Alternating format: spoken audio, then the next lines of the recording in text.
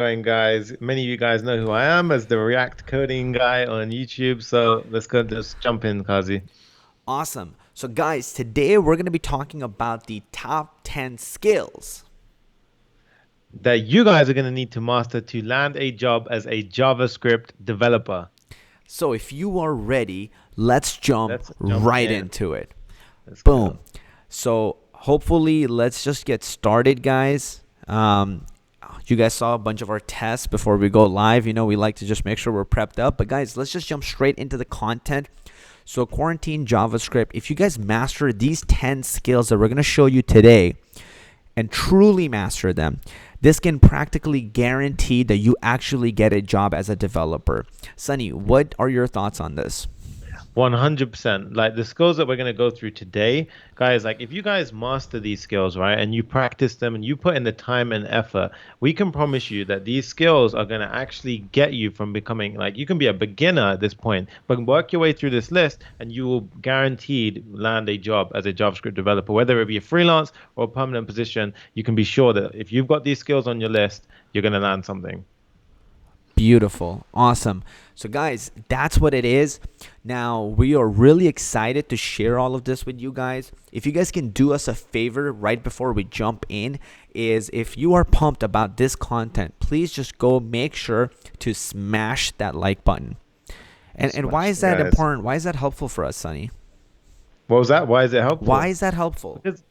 Because guys, like if you smash the like button, then more people are going to see this video. So if you're finding value from it, then imagine how many other people can get value from it. So smashing Right. that like button is going to send the YouTube algorithm some crazy fire, and then it's going to get this video out to more and more people so that more of you guys can love the stuff. And we can actually start producing more of it because we know you guys love it. That's it, right? We don't even want a dollar from you. All we want is if you can just smash that button, the beautiful thing, yeah, it just really helps us. We spend hours and hours preparing this content. And so we just want more and more developers to be able to get value out of it, especially during a time like this, the crazy time that we're going through right now. Guys, with that said, I see a lot of you guys are pumped. We got Nas here, Aaron is here, a bunch of people who are excited to be here. And thank you guys. We appreciate you, but we're going to just make sure we give you the most value for your time, and we're going to jump straight into the content. So here are the top 10 skills, and we're going to start to list some of them out. Let's do it. So the skills JavaScript developers actually need to know today, guys, and this is not only relevant for 2019, but this is also relevant for 2020, right, Sonny? Exactly. This is fresh, guys. Like this is what we're going to run through right now is applicable today. So Yes. today it takes effect. Yeah. Yep. Awesome. So give me 1 second over here. Yep.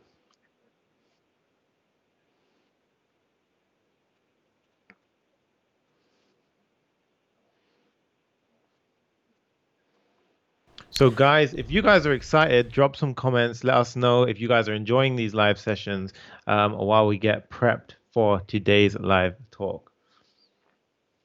Um, awesome, you guys. So we just got a awesome setup. Frankie over here is hooking me up with a mouse, which is really helpful because I just want to make sure you guys get the best experience.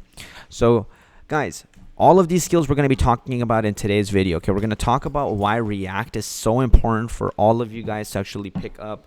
We're going to talk about why Node.js. We're going to talk about Git, Redux, TypeScript, AWS, or its basically the thing that we like to use instead of that, which is Firebase, REST APIs, and many, many more things. This is just to give you an Yeah, overview of what we're going to be talking about. And this is literally being pulled from job listings. So this is currently what people are looking for. exactly. Exactly. So what are some of these things we're going to be talking about, Sunny? Yeah, so let's run through a quick list, guys. So the number one thing, if you guys have been watching these videos, you know right now React is on fire, guys. So the number one skill that we're going to be talking about is why you should know React, what are the benefits of it, and why it's going to be guarantee you landing some kind of job inside this space. So React.js is number one on our list, and we will be covering a bunch around that. So if you're excited, drop some fire for that. Drop Number that two, below. Yeah. Number two is Redux, guys. So we've actually used the React Context API in some of the builds. I think we used it inside of the Amazon build. That was the one we used it for. So the React Context API is very similar to Redux, guys, but Redux is pretty much what you're going to be using inside of a professional working environment. And it's essentially a data layer for your React app. So we're going to talk about why you need to know that and the sort of perks and benefits of that. And number three, Kazi, what have we got there? We're going to be talking about Git, you guys, and Git is version control. It is so important, the time machine for developers. So we're going to be going a little bit deeper into Git. It's going to be really valuable. Also on the chat side, guys, the Nightbot chat moderator that I got is a little bit aggressive, so I apologize because some of you guys are just genuinely excited. And it's gonna give you warnings, so please don't be turned off by that. I appreciate you here. I'm gonna make it a little less sensitive in the future, but Git is extremely valuable skill as a developer. I think if you're a developer, you kind of have to know this. There's very few developers I know that have jobs that don't have the skill of Git. All right, what else we got, Sonny? So we have Firebase. So this is actually a personal favorite of mine. So when Kazi showed that graph earlier, we had AWS inside that list. Firebase is actually something which isn't really spoken about as much as it should be. But guys, don't be fooled. Firebase is something which is going to be on fire soon enough. And there's not enough quality tutorials out there right now. So all of the tutorials that we show really do take advantage of them because I wish that there was more of those available, especially when I was learning Firebase. And Kazi, like you've used Firebase, what do you think about Firebase? Firebase is absolutely ridiculous. One of the most powerful things, you guys. If I can actually pull that up right over here and Yeah, open up some of this stuff, guys, we built an Amazon clone a few days ago, and this is all, a bunch of this is we're actually using Firebase for this, and even hosting this, we're using Firebase. yeah, And so for a lot of the things we built over the last few weeks, even like the Facebook Messenger clone that we built for you guys, that's yeah, also using this Messenger clone over here is also using Firebase, you guys. And so exactly. pretty much everything you can build, you can do it with this. And we're going to go deeper into that, but this is just a kind of roadmap for you guys what we're going to be talking about today. Exactly. The next one on the list is Node.js, guys. So all of us have been sort of practicing and messing around with React. React is the front end, so sort of client side JavaScript Yeah. that we call it. And now you've got back end code, right? So previously, in other languages, you would have used Java, Python in the back end. But right now, what you can actually do is you can actually use JavaScript across your front end and your back end. And what we Yeah. call the sort of back end side of JavaScript is Node.js. So that's why you're going to need to know that. And you can also see, many of you guys, if you've heard of the MERN stack, I see a lot of people going crazy about the MERN stack right now. You're going to need to know Node.js if you're interested in learning that. Yes, exactly. And another thing, guys, something that we're doing interactively this time we've never done before. If you guys actually want to follow us live, we actually gave you guys access to all of these slides. So you guys can Yeah. actually see what slides we're on right now and follow along if you want to do that. Or if you just maybe want access to all the materials and the resources so you can look at it later. In the description below is the link to the live slides. Click that and it'll just open up. You don't have to register. You don't have to give us your email. None of that. Just click it and all the slides will be available to you and you will be able to see Sunny and I in real time talking about these slides and changing it. So go ahead and check the link in description to click that and follow along.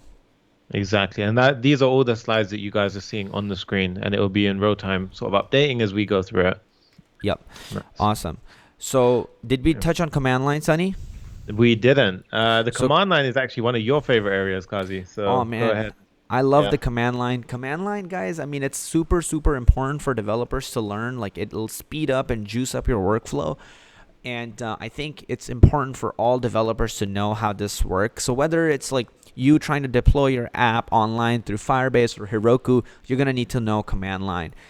Yeah. Whether you want to use Git version control, GitHub, all of that, you're going to need to learn the command line. How your pathing works and all your files and folders and structure works.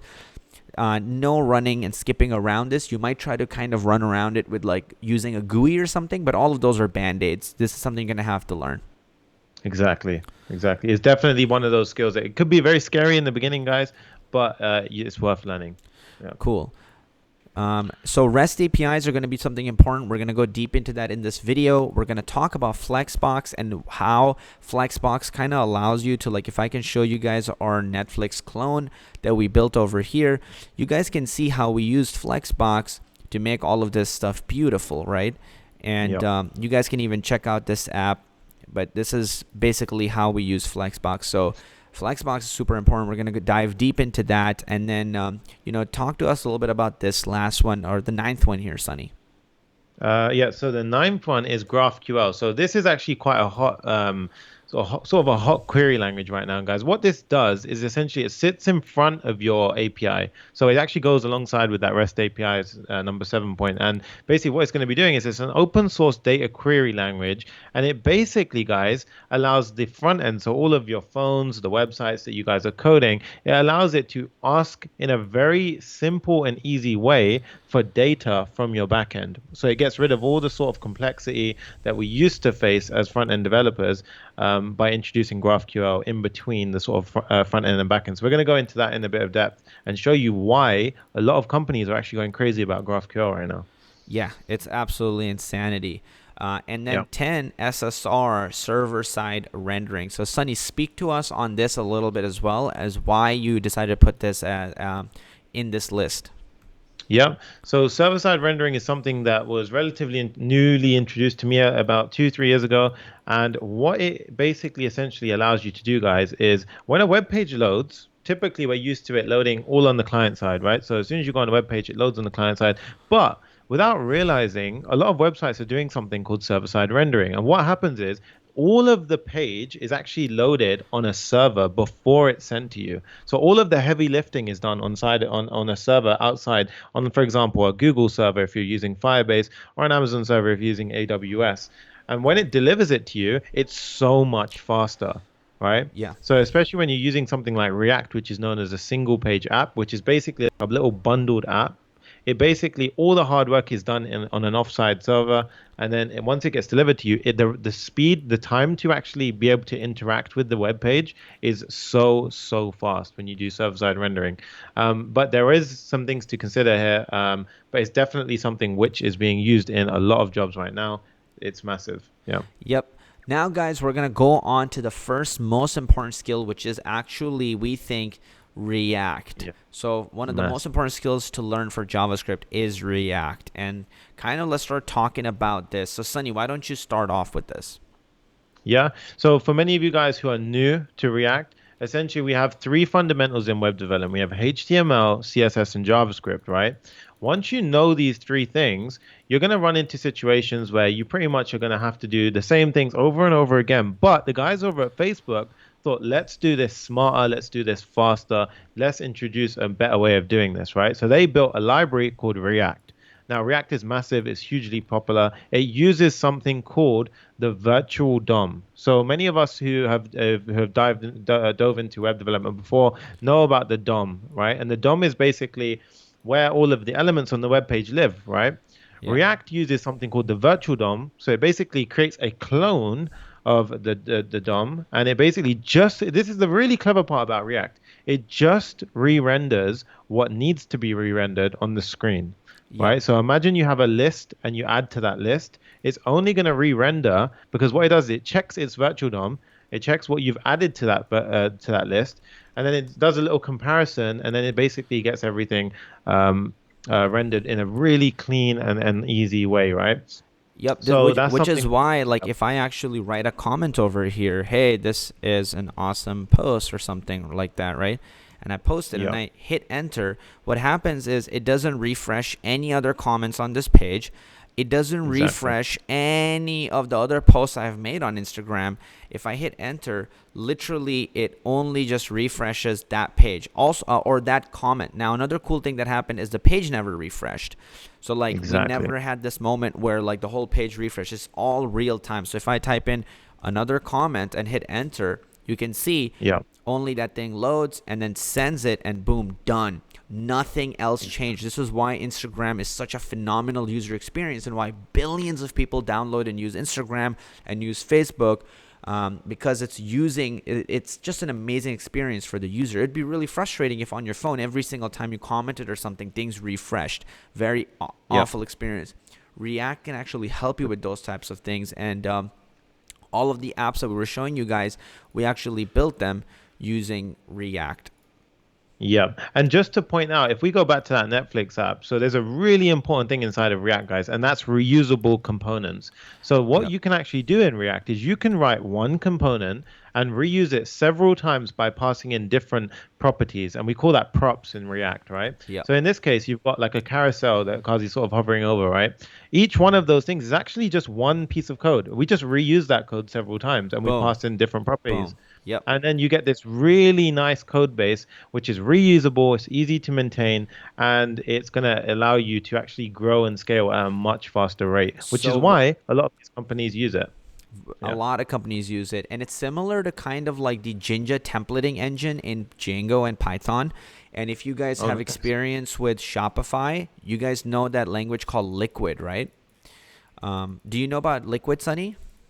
Yeah, I think we actually use Liquid inside of, I've used it inside of Shopify and where we host the course at the moment. Yeah, and so like Liquid has that like little templating type of thing. So when I'm using React, it kind of reminds me of that, where I'm building these components and I get to reuse like when that snippet of code. That's how I like to kind of think about it.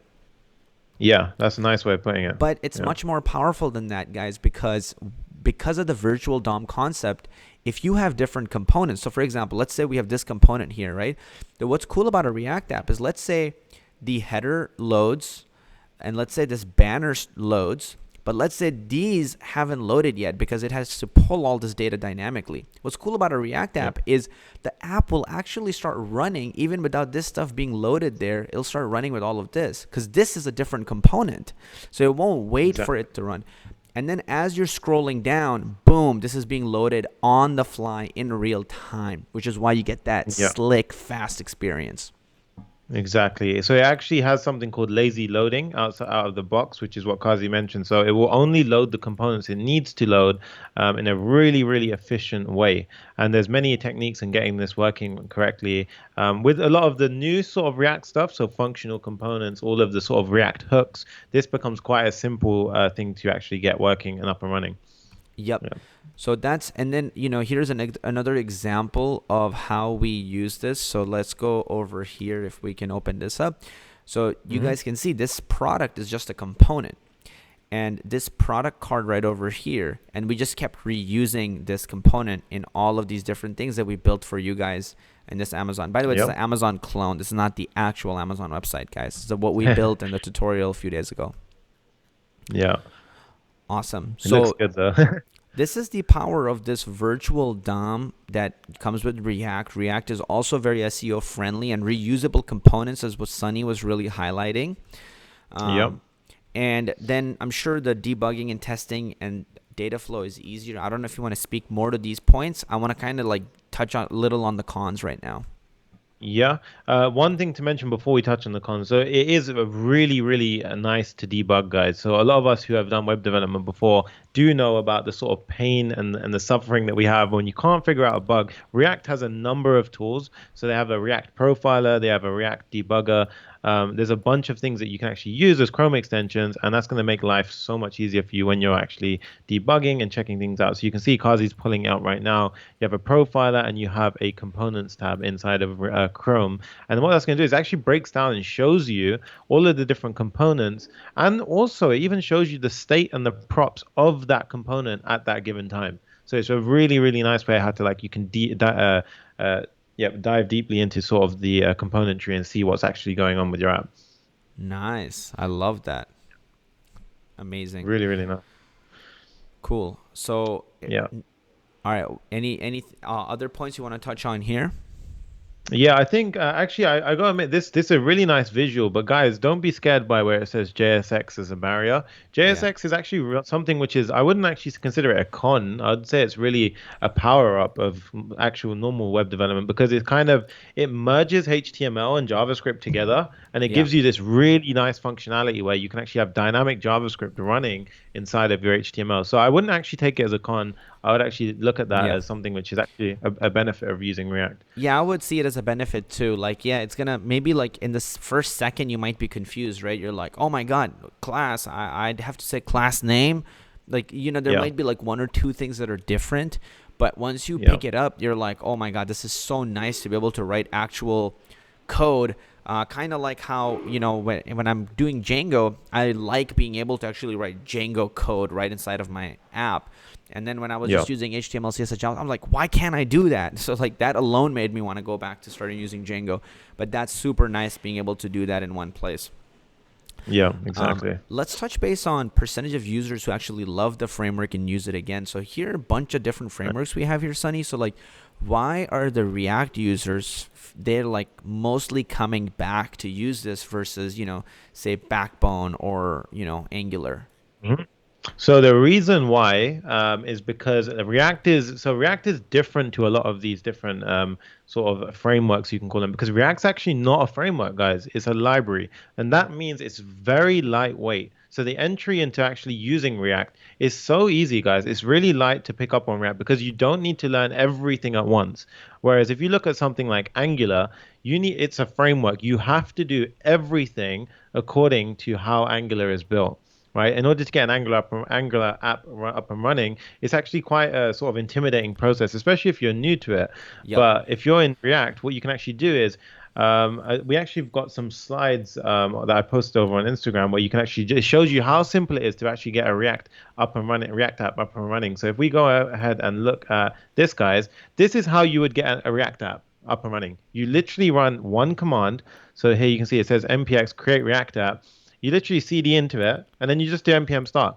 And that's it, guys. Your app's up and running, and it sets everything up for you. And then after that, you just need to pick up and choose and learn what you need to learn at that point. So it's that sort of entry into React is so nice. It's really nice to code in. It's really fun to code in. It's actually the funnest one. And I've coded in a bunch of these And, guys. and check out the Um, companies that are actually using React, guys. So that's actually yep. huge.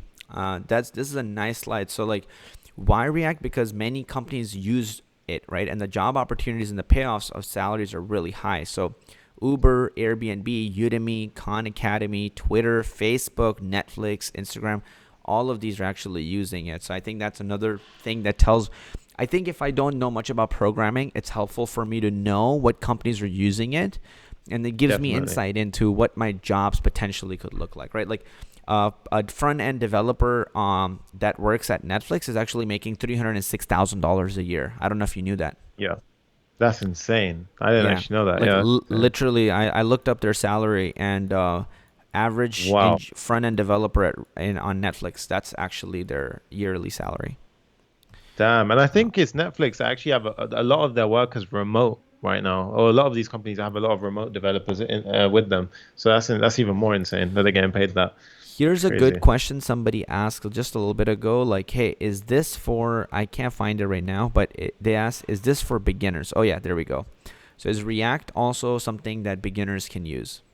Very good question, guys. And I actually have a slide for that. So, in order to get started with React, all you need to know, guys, is a basic understanding of HTML, CSS, and JavaScript, right? So, you just need a basic understanding of those three things. So, yes, it is for beginners. And the one thing I would say is don't be so afraid of React, guys. Like, honestly, it's one of those things where I always hear a lot of people saying, oh, I think I need to know a bit more about web development before I dive in. I would honestly say flip it on its head and just go for it. Give it a go. If you've done a little bit of web development before, honestly, just go ahead and give it a go. You just need a basic understanding of HTML, CSS, and JavaScript. And the reason why we have JavaScript ES6 here is because a lot of the new features in React, which make it so fun to code in, are written using ES6 sort of features like arrow functions and stuff like that. So the bottom requirements are very simple. Installing Node.js is literally click and play. Like it's very easy, and you just need an internet connection. That's it. Just start. Like honestly, it's a beginner friendly thing. You can go ahead and get started very easily.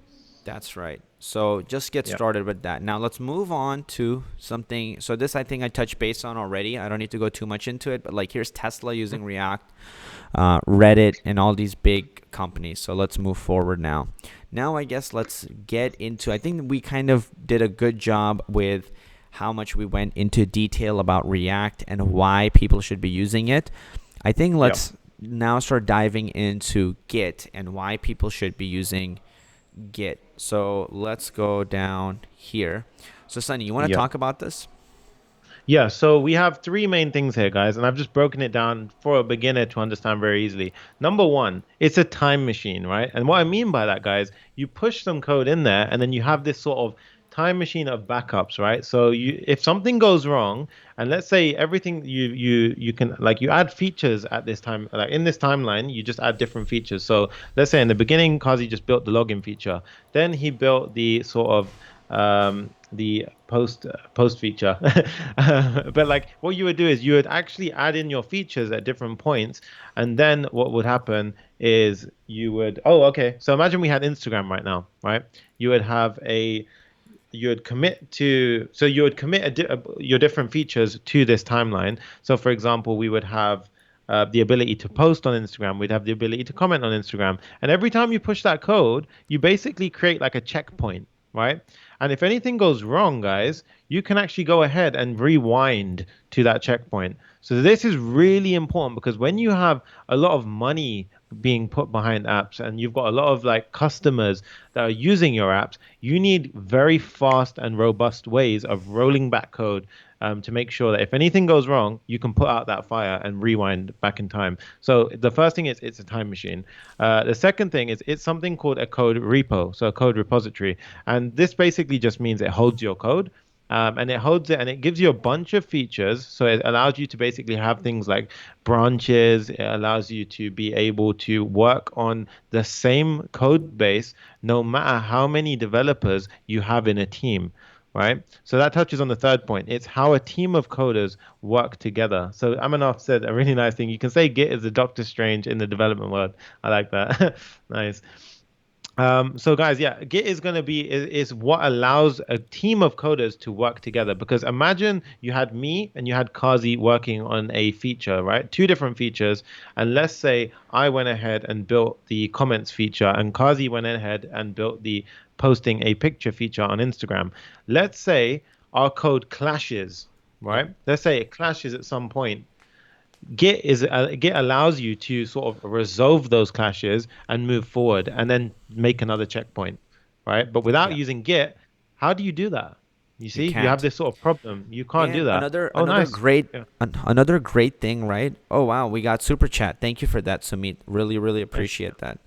Another awesome. great thing about React, guys, or sorry, another great thing about Git is what exactly to Sunny's point. What I will add on to that is if you're doing collaboration, let's say Sunny and I wanted to build two different features. Okay, say Sunny wanted to build the ability to comment, and I wanted to build the ability to post. So at the same time, we can two be working on separate features. Sunny can actually be working on this comment feature, and I can Yep. actually be working on the post feature, Kazi, right here, Yep. right?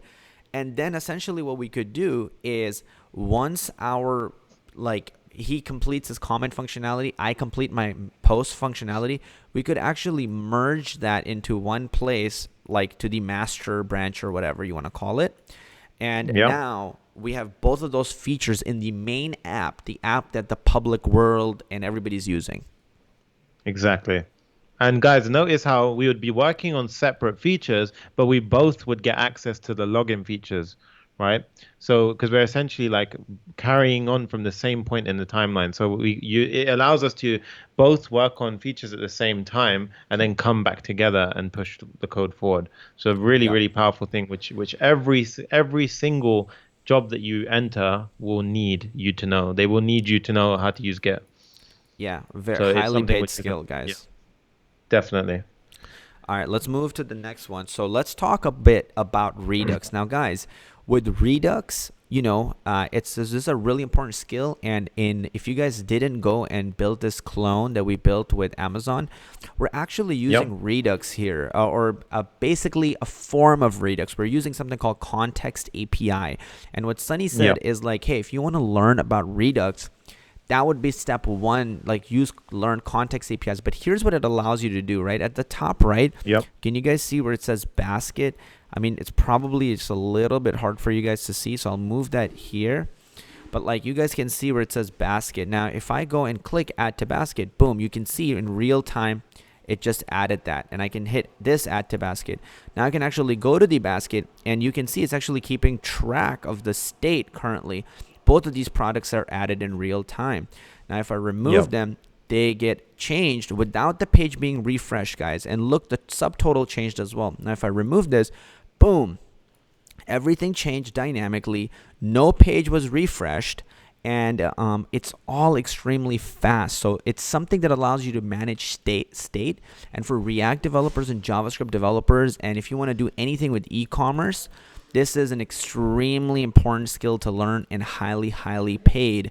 And so, that's a little bit of demonstration of Redux. But Sonny, why don't you go ahead and tell us about it more? Yeah, so that was a really good example of if you guys want to try that out, we have a live stream which covers all of that, so you can go and build that. But Redux essentially, guys, it sits alongside React, right? And it basically, imagine you have a beautiful React app. It's just like the data layer, right? That's how I like to always sort of break it down. It's the data layer, and that data layer allows you to do the things like we saw, right? It allows you to add things like items to a basket. It allows you to keep track of who's signed into your app. It allows you to do a bunch of things like that, right? Now, the one thing that I really want to emphasize here is that Redux or the React Context API or whatever you decide to learn, they follow the same pattern, right? They follow the same pattern. And that is essentially what we have on the right here. So we have this diagram which shows, so let's imagine the view that Qazi showed you was that sort of the Amazon clone. That is the view. So you see on the bottom on the right, we have the view, right? And then we basically have these three things. We have actions, reducers, and stores, right? Stores is just where the data sits. Actions is how we sort of, let's say we click the add to basket So let's go button here. on the page. Okay, so what is Yep. view? So when you say view, what is view? So this right now, this entire web page is the view. Let's Got it. imagine that this entire web page is the view, right? Now, when Kazi goes ahead and This clicks is the the add this to is when we basket, say view, guys, this is the side that the user gets to see. This is the visual things yeah, that the user can click on your website and see. But okay, go ahead. exactly. What's next? Yeah, so that exactly. So that's going to be the view. And now when Kazi goes ahead and clicks the add to basket, he's going to actually, the minute he clicks that, he's going to be pushing or dispatching an action, right? So imagine like he's got a gun, and as soon as he presses that add to basket, he fires off an action, right? So it fires off an action and it dispatches an action, right? And Then what's the we action? have, right, so the The action here would be something like add to basket, So let's right? So actually the write that action, down visually here. So this will be the add to basket or add to cart action. And this yeah, so action this, will carry certain pieces of information. So, yep, attached to it will be the title of the book. So in this case, it will be a title, which will be yep. I'll just say TLS, which stands for the Lean Startup. Okay. Yep. And then it Uh, would have something like an ID. It would have a ID. price. It ID. would have an ID. And then it would have the price as well. So the price in this case might be what, 11.96, right? Exactly. Cool. Yeah. And keep going. Yeah. So imagine, guys, you would fire off an action with like this information attached to it, right? So you would push that off. And essentially, what we need to do at that point is that something needs to sort of listen to that action being fired off, right? So that's where we have reducers, right? So all a reducer is it just listens. It sits there and it just listens. That's the simple way of putting it, right? So reducer just sit there and listen. And basically, the reducer, if it picks up on that action, so let's imagine we've coded up some logic that is basically going to go ahead and say, if you get an add to basket action thrown your way, Hmm. then what I want you to do is go ahead and push that item. So all of those, that title, the ID, the price, push that inside of the store, inside of your basket, for example. Yep. So So we let's would just get an say add to there's basket. this empty basket here. And this Yep. dispatch, once it pulls information, boom, it'll send it to this empty basket and it'll store it in there. Exactly. That's what the And the reducer reason does. Exactly. The reducer's like the middleman. It just goes ahead, grabs the action, and then like sort of says, okay, this is what I need to do with it, and then it puts it in the store in whatever way we decide to sort of code that up inside the reducer. Yep. And then what happens is, guys, and then it kind of sort of the sort of circle where it all sort of makes sense is if we go ahead and go back to the slides. So you can see that was the sort of life cycle of action, reducer, store, right? But then you can see the store is what we connect to the view, right? So the store we Got it. connect to the view. So what happens is that if we were then going ahead and changing or sort of adding something to the basket, because it's attached to the view gets re-rendered in the special React way, right? And Got it it. does it in a really nice So when way. I do add to basket, few things happen. It fires off an event, right? Then the Yeah, reducer is listening to it, so then it actually puts that information in the basket, yeah, and then because it's connected to the view, then yeah, that's why live it actually shows up right there, and the basket now says 1, or if I click it exactly, multiple times, it says whatever it says there, 3. exactly. Awesome. So guys, that pattern, essentially the one that we just ran through, the what I like to do is I like to sort of show people that I sort of send people to using the React Context API first because it uses that same pattern, but it's just very lightweight, right? It's very easy to actually get started with that.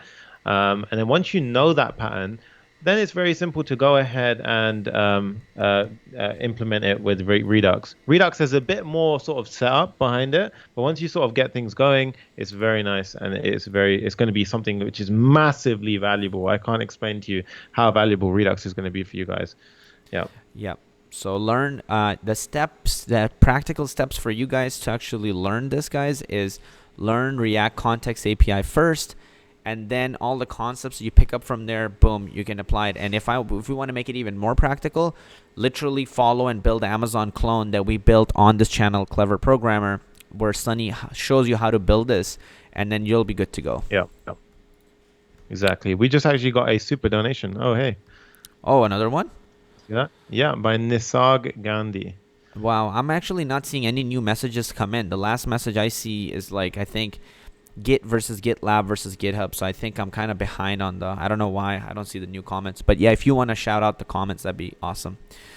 Yeah. So Nice. guys, let's move on to the next thing, which is like, here are the biggest companies that are, by the way, thank you for the super donation. Really appreciate it. Here are the biggest companies that are using Redux, guys. So, Airbnb uses Redux, Amazon uses Redux, Netflix, eBay, Spotify, Facebook, Twitter, Google, Uber. So it kind of gives you an insight into why this technology is so important, because if it wasn't, these guys wouldn't be using it. Exactly. And guys, if these companies are using it, then, and like we said earlier, Netflix is paying up to 300K, like $300,000 on a salary, guys. So if Netflix are paying that, you can be guaranteed that all of these companies are pretty much paying massive salaries for that. And also, just to mention, I've worked in a bunch of different companies, and every single one I've worked in has used Redux. So just if you don't believe that, guys, take it from me that it is something which you massively need to know. Yeah. Yep. So that's huge. Okay, so somebody from our Facebook said, great, what is the difference between basic and pro? And I think what they're talking about actually is the course. So let's see if I can actually pull that up over Yeah. here. So guys, this is our course called Profit with JavaScript. And in this course, we actually show you how to build all of these things and actually make an income with it. But the main difference right now is that between pro and basic is that you'll save $300. That's the main difference as of now. So if you got the yearly one, you'll save more because it's annual. With that said, let's just jump straight back into the content, because we want to make sure we give you guys a lot of value. So Nice. Let's carry on. let's move forward. Awesome. So this is one of your Hey, I love this favorites. topic. Yeah. Guys, I love Firebase. And if you haven't seen a lot of the sort of tutorials that we've gone through, be sure to go check them out because we use Firebase so much in those For tutorials. pretty much Now, everything, we're using Firebase, all of these projects. yeah, the reason why they're all hosted, guys, is actually it's all on Firebase. So really, really nice stuff. Like, and guys, so Firebase is essentially, for those of you guys who don't know, it is a suite of tools provided by Google, and it basically allows you. What they did is, right, they took all of the sort of traditional headaches and they sort of gave us a bunch of tools which solve a lot of issues for us. So let's go through some of them. So we have the real-time database, right? So we have the real-time database. We have authentication, Yeah, so imagine AWS, guys, but it's very user-friendly AWS. So me and Kazi have Yeah. used AWS. Kazi, what's the sort of entry level to AWS? You need to be like an IT master to like just pass through Yeah. basic. Like AWS is actually really difficult to pick up. It's you have to kind of go through a lot of hoops, and so as a Yeah. developer, you really don't want to be learning so much about IP addresses and creating security groups and like, is my server in Oregon or Ohio? You just want to make your app and put it online, and that's all you really care about, right? And give access to people.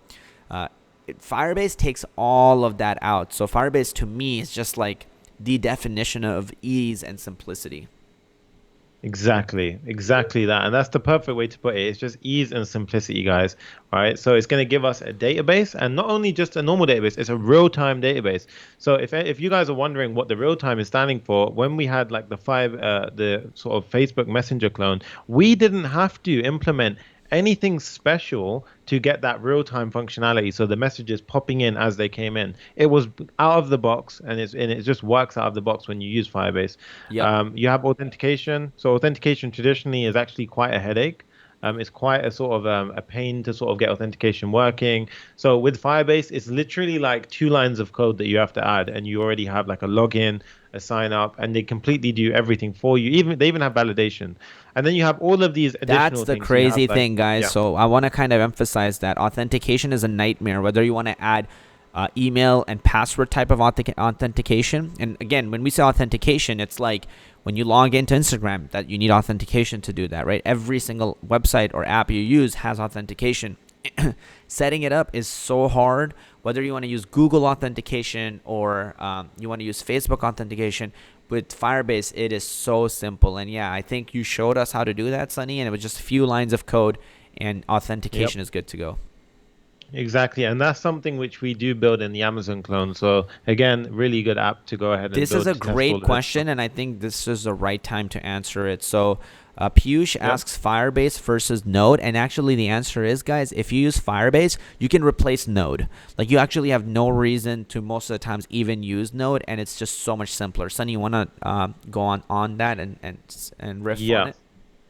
So exactly that. So you actually can actually sort of eradicate the need for a backend, really. If you, I would actually say go as far as to using all of Firebase's tools up until the point where you need only like you actually need some sort of specific backend functionality that Firebase doesn't offer. Then at that point, and this is something that me and Kazi have done before, if you do need Node.js, what you can go ahead and do is use something called Cloud Functions. So Cloud Functions is actually not on this diagram, but it's something that is included Oh, inside that's of actually one of the most important things. Yeah, cloud yeah, that's functions. actually huge. Yeah. So Cloud Functions it is something where basically imagine like it's so AWS have a different version called Lambdas.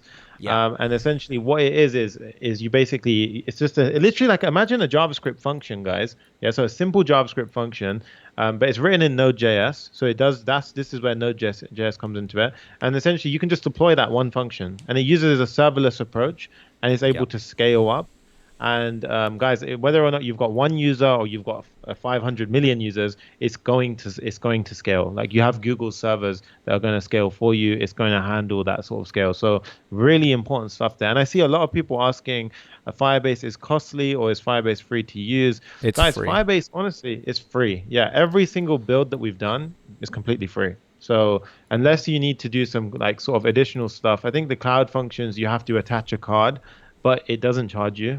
So honestly, guys, it's completely something which is worth learning. And yeah, you can host everything for free. Gives you a really nice URL for most of your apps. So everything that we showed you guys gives you a good URL for that. And it's definitely something worth picking Yeah, our up. Netflix clone was called Netflix clone something dot web app. Our Messenger clone was called Messenger dash clone dot web app. So it's like Yeah, really, really clean URLs that you can not like sometimes when you host it with Heroku, it's like papa36729 daddy.com slash like it's like exactly. oh, Jesus, what is happening? Daddy.com. Where are you taking me? That's my question. But Nice.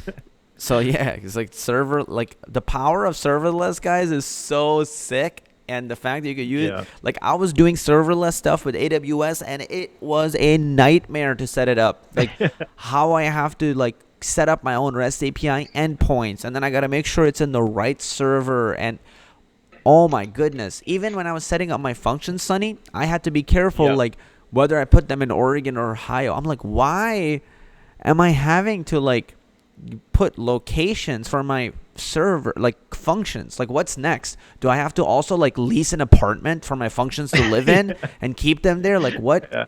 How far is this gonna go? So with I know, Firebase, it's such a you don't have pain. to worry about any of that.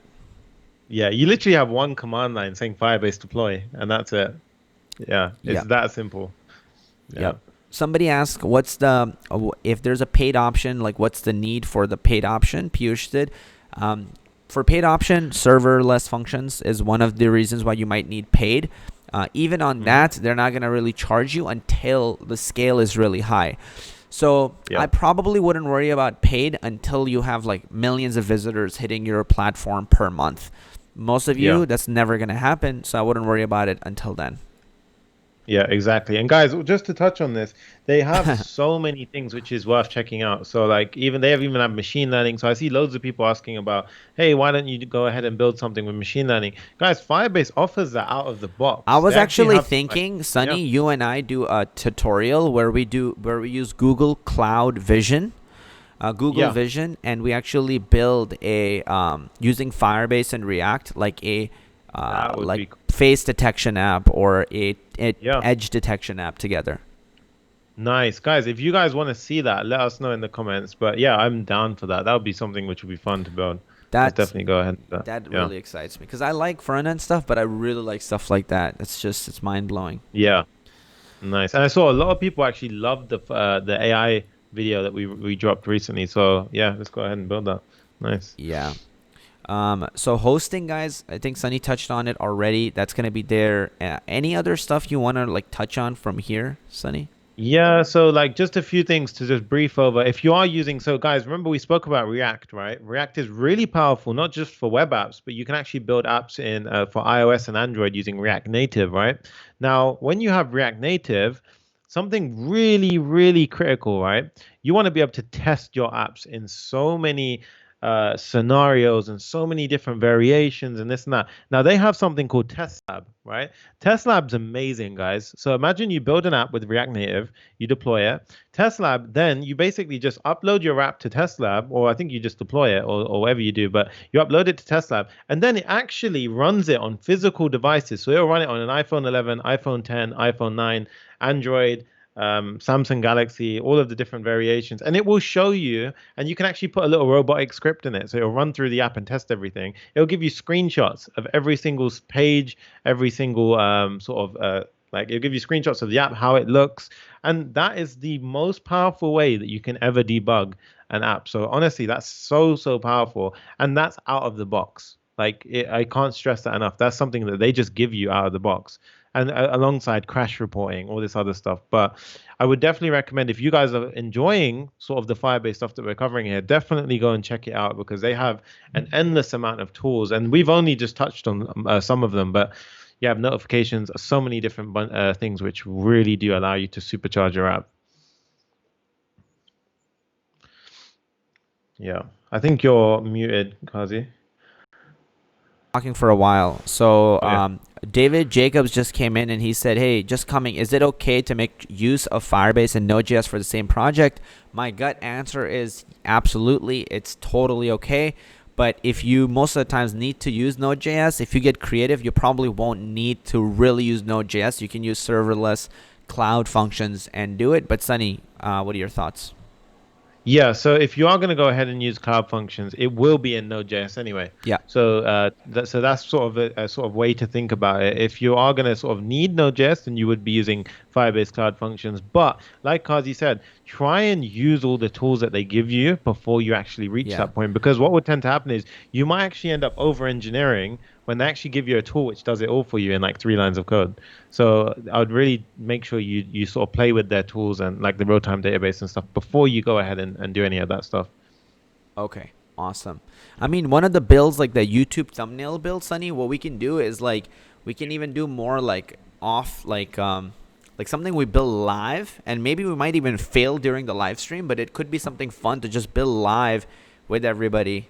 That could be like a fun build. That would be fun, actually. Yeah. So we're actually building this YouTube thumbnail, guys, where we want to test what the thumbnails look like before we put it out on YouTube. Yep. So me and Kazi came up with an idea to actually go ahead and build this. But yeah, like if you guys want to see us actually building it from the beginning, so not pre-scripted and everything, sort of like the Yeah. actual things that we face, then yeah, let us know. Yep. Should we learn Dino now, Sonny? Just a real quick rapid fire answer. Dino, guys, is something which you guys can go ahead and look into. It's very fresh, okay? So there's no guarantee that it's going to stick around. It's a runtime environment for JavaScript, but guys, a whole different video I think we would put for that. But go ahead Yep. and check it out. It's something cool. I'm looking into it right now, Dope. and I will let you know as we find out. Oh Yeah. crap! So we didn't actually go into this, but if we just kept going with the Firebase stuff, guys, like we mentioned the auth, we mentioned the hosting. Here are the cloud functions, Cloud Firestore real-time database. This is one of the biggest benefits of Firebase, just the fact that you can have a real-time database with a two-way sync. You cannot do that with AWS, guys. I mean, they might have the DynamoDB, which is, I think, AWS's like real-time thing. I haven't really looked into it, but I could not find any other real-time, and Postgres and Redshift is just like so slow in terms of being able to check things live. In my opinion, like Firebase is this functionality, real-time database is alone amazing enough to use it. And then yeah, you get all this awesome stuff here. Anything you want to touch base on this, or should we move on? Pretty much you've covered it mostly. I would say the one thing that was worth mentioning on that one slide is you see where it says predictions, guys. So mostly whenever you collect a bunch of analytics, it's quite a headache to actually figure out what it's going to do for your app, right? But they actually apply machine learning to the analytics that you collect and tell you which users are good, which users are like less involved. They do a lot of that stuff for you. So something worth noticing there. That's awesome. They even have a machine learning kit, which is cool, which is what I'm excited to use. Definitely. Yeah, we'll go ahead and play with that. Awesome. So guys, let's jump into Node.js and see what's going on over here. So Sonny, talk to us about Node. Right. So Node.js, guys, is pretty much, we all know JavaScript. When we sort of hear JavaScript, we think about front end. We think about websites. We think about sort of the sort of interactivity of a website, right? But we also use JavaScript on the server side. So it's back-end JavaScript, right? Now, here we have a bunch of use cases that we could sort of talk about. So we have data streaming. So whenever you have sort of like a live stream right now that you guys are watching, this probably could be running using Node.js right now, depending on how they built it, right? Server-side proxying, if you're into that, big data and analytics. But one here that will be very interesting is the REST API. So all the way on the right, we can see something called REST API, and we will be touching on REST API soon. But just to let you guys know roughly what a REST API is, imagine we had so for example, when we built the Netflix clone, right? We didn't hard code all of that information, right? We actually went ahead and pulled that from a service, and that service was written in Node.js, right? So that service that actually provided all of that stuff. Yeah, we didn't want to sit there and like literally pull every single piece of information on the movie Lucifer and Dark Desire and Dark and all of that stuff. It was, yeah, exactly. We're using TMDB, which is a service that has all this information, and using their API, we just pulled it into our app. Otherwise, we would have to spend like years building just the database of movies. Exactly. So the way to think about Node.js, because I remember when I was learning JavaScript, I was super confused. I was like, am I coding in JavaScript right now or Node.js? And the truth is, guys, that now they've sort of progressed to the same level where it's literally like essentially whatever you can do on the front end, picture it as you can now do it on the back end. That's why JavaScript is a language which everyone needs to learn, because you actually, before, what would happen is you would have one language for the front end and you'd have a totally separate language for the back end. But now with JavaScript, you have the same language consistent on your front end and back end, which means that the better you get at JavaScript, the better you become as a full stack developer, which is really awesome and valuable. That's a genius way to put it. I love that. That's actually really, really cool. So no need for PHP, I imagine. Yeah, I coded in PHP, guys, and I will happily tell you that this replaces it.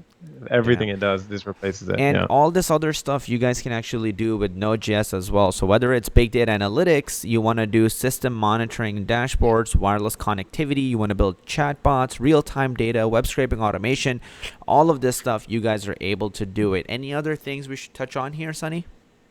I think we covered a lot of it. Remember, guys, when we touched on Firebase, all of the cloud function stuff that we spoke about is going to be using Node.js to add that into it. Yeah. Yep. Awesome. So let's go ahead and now move to the next thing. So what's Oh, going yeah. on here?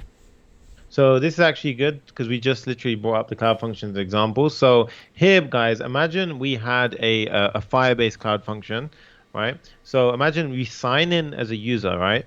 And the good thing with cloud functions is you can actually sort of imagine that middle cloud function, guys, is written in Node.js, right? So that middle cloud function is written in Node.js. So we sign in as a user. Then we pass like the sort of the user's ID, their token, and some data alongside it, right? Now, that cloud function is going to get triggered automatically So based hold on on, sort of that just to user's make it permission. like very real, like so if I am on my phone right now and I log Yep. into like Instagram app on my phone, right? Yeah. Then I'm past the step one that I drew, and now I'm like sending that information potentially over to a cloud function, and it Yeah. has my So, like user yeah. ID. So if I'm like my user ID is 5443, it's passing that 5443 over to the cloud function. Exactly. And let's Got it. imagine we had some special cloud function, guys, which checked for 5443. Let's say like it checks that if you log in and you are Rafe Kazi, Yeah. then it's going to send you to the special Rafe Kazi version of Instagram, right? So let's just imagine we have this imaginary app, right? And it checks all of the users who log in. If it's 5443, I'm not gonna send you to normal Instagram. We're gonna send you to the Kazigram, right? We're gonna send you to the Yeah. Kazi version of Instagram, right? Um, then what you can do is you can basically do whatever you want afterwards. But in this case, it's saying write a document to the cloud Firestore, which is basically the real-time database. But just to show you guys, it's super sort of versatile in what you can do here, right? So you can write a cloud function which would get triggered for any use case. So we have cloud functions which run daily, which do little jobs for us. We do things, for example, me and Kazi used to check on a bunch of different metrics every day. So instead, we built a cloud function to actually do that for us. Here's And here's one now, here's one example of yeah, one thing we do, right? So for example, we take revenue made yesterday. Okay. yeah, Let me actually put it here. Revenue made yesterday. Then we yeah, use Twilio API to send that as a text message to all of our phones. Now yeah, here, what we're doing is we're using an API, right, to actually send the text message, and then we're using this, and now we want this to send a message to us at 5 a.m. every single morning, right? So this actually sends at 5 a.m. every morning. So you guys, some of you might have heard of something like a cron job. This is what we refer to as a cron job. It's just something that's scheduled. I don't know why that name is there, but it's like a scheduled, think of it like a scheduled function. Yeah. yeah, And now that all of this is happening, guys, and this is actually happening because of cloud function.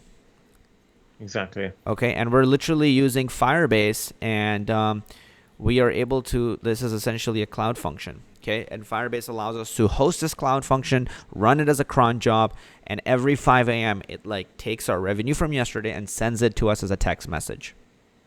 Yeah. And that's just an example. And guys, that one simple use case makes our life so much easier every day because Yep. it just automated a task that we would otherwise have to do. And we can send Otherwise, that text message to the entire team.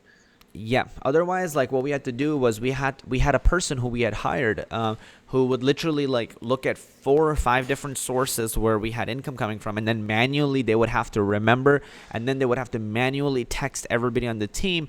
They would make mistakes. Sometimes the numbers could be wrong. Sometimes they wouldn't text everybody. And so this doesn't make any mistakes. It's 100% right, and it just makes our lives easier by combining 5 different resources into one. Exactly. Cool. Exactly. Awesome. So let's move on to the next thing, right? So now let's talk about command line. Why is the command line so important, Sonny? Yeah, so just opening up the command line here, guys. So I always find that people see our command line that we use, and they always ask, like, what are you using? Because our command line is different to the one that you're going to see. So what I would recommend is everyone actually goes ahead and downloads something called Oh My ZSH. Hmm. And it's really, really good because it just powers up your command line. So imagine it just sort of adds like this very clean UI. It gives you a bunch of sort of like power ups and plugins that you can mess around with. But the point is, guys, why do we need to know the command line? The command line is pretty much going to be, it's going to allow you to do things, manipulate things like Git. So it's going to allow you to push your code to Git repos. It's going to allow you to start your React app.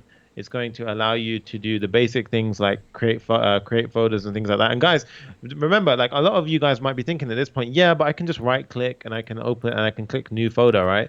But how do you do that with npm start? Like you need the command line to be able to do that, right? If you want to push code to GitHub, yes, you could do it in VS Code now, but before you couldn't do that before. So you would actually need, and I still use the command line when I push to GitHub. Yeah. And Kazi, you actually you used to code quite a lot with the command line, right? Yeah, yeah. I mean, I code pretty much most of my stuff with command line, and there's like really, like there's some really crazy stuff you can do with the command line that like you will have trouble doing with anything else. Like if I can almost like demo something, let me actually grab, I would like to grab some kind of React code, or even like take something like this, right? Let's say I copy Yep. this, I'm copying this link, which you guys can't see. This is this link right over here. I'm copying it, right? Now, if I want to paste it, normally what you have to do is you like gotta open some file. You gotta like go inside of it and paste it. From my command line, I can actually do this, and let me actually show you, because let me see if I can move this here. Boom. Let's go right there. And I'll show you something really like kind of fancy that I like to do. This is just for demoing purposes. But let's go ahead and I'll just do pb paste.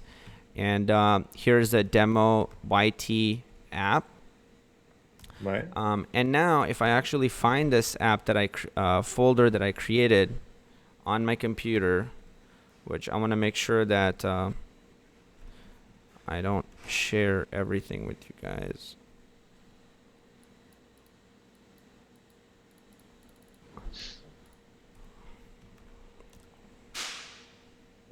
Okay, let's actually make it a JavaScript file. Right. Every time you demo this stuff, it fails, but it's okay, because I'm going to just keep going till it works.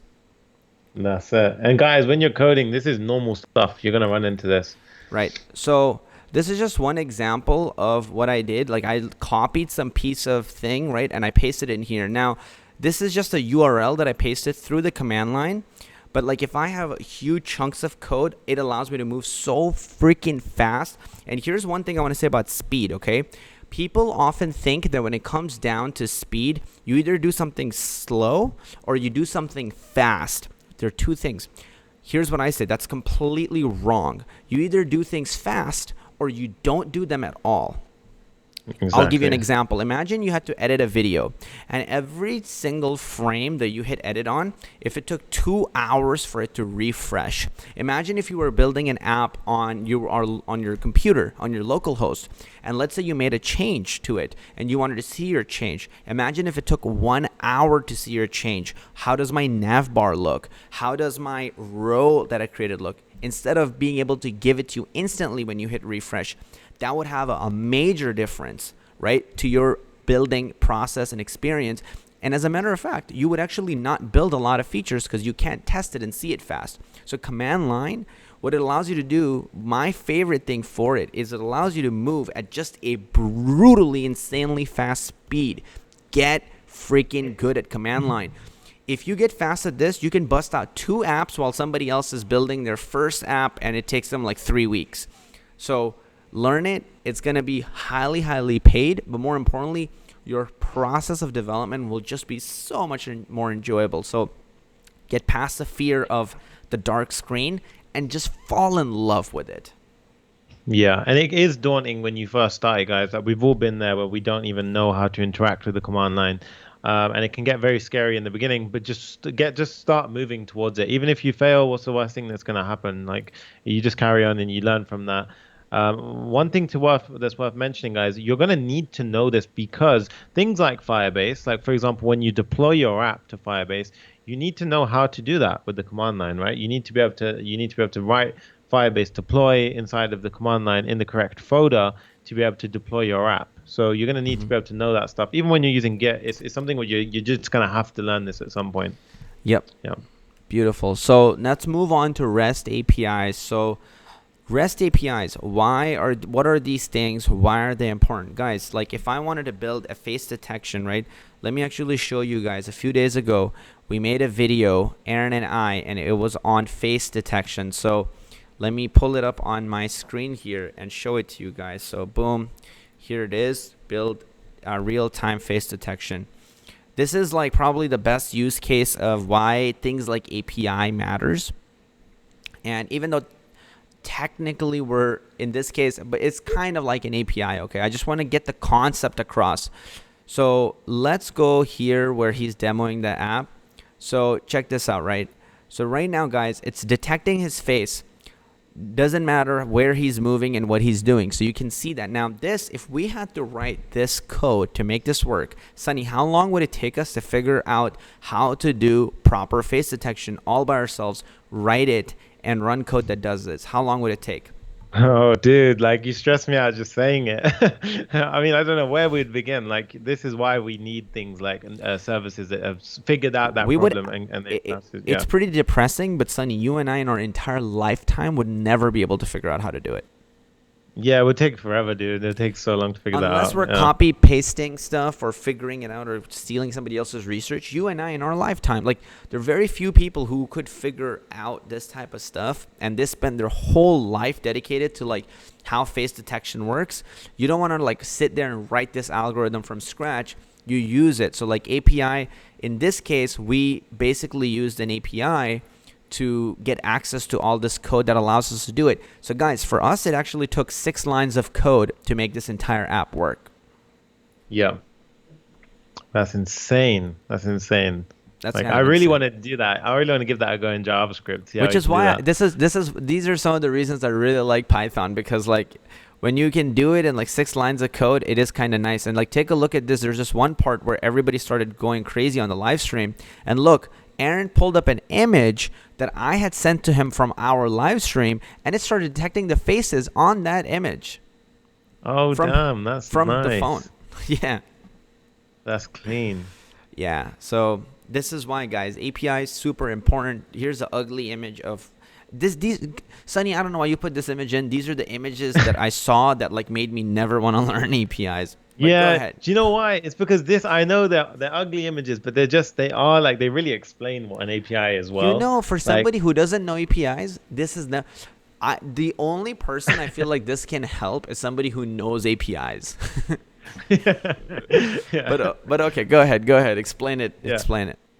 So guys, all an API is essentially, right? You have the client, so the actual web page that you're on. So that's the left thing that we see. The client sends a request. So like imagine you click, or we went to the Netflix page, right? Yeah. So the Netflix app is loading on that left screen. And then what it does is it makes a request. So in the Netflix build, we actually communicated to a server, and the server that we sort of reached out to was something called TMDB. So it's like IMDb. It's like the sort of it's a movie record database, right? Yeah. And what that ended up doing, we sent a request. So we sent a GET request. So it's Yep. that top one. We actually went ahead and sent a GET request, and we sent that to their server. And we just basically asked, and they basically, if you read the documentation, they tell you how you can send that request and so forth. Yep. And basically, they responded with some information in the form of JSON, Yep. right? So it was a JSON object, and basically, guys, that's what we end up rendering on the screen. So So basically, pretty much you guys, send, yeah, like for example here, right, this was blank, and it was like literally imagine this was empty and had no information. Okay, as soon as this page loaded, and then boom, what it does is it takes this and fires off and goes, hey dude, I need this information right now, because like literally I'm like displaying something that's empty, I'm freaking out. So it sends that over, and then TMDB is like, yo, relax, here's like the information, and it goes, yeah, this movie here is called Dark Desire, pop that in, and then boom, we're like, all right, let's pop it into our app.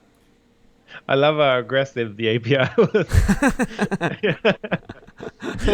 Yo, relax. The API is just like straight up like gangster.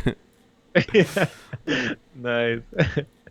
Oh man. We gotta have more gifs and memes in our next presentation, Sunny. Like all this stuff, we Yeah. should actually explain through gifs and memes.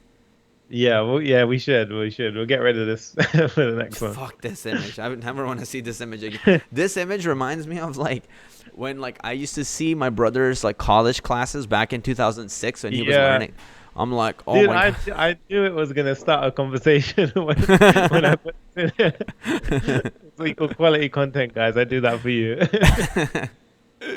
You just put it so like all the nerdy people on the stream, like anybody who's like super Yeah, nerdy, they could just be satisfied and they can't like talk shit to us, you know?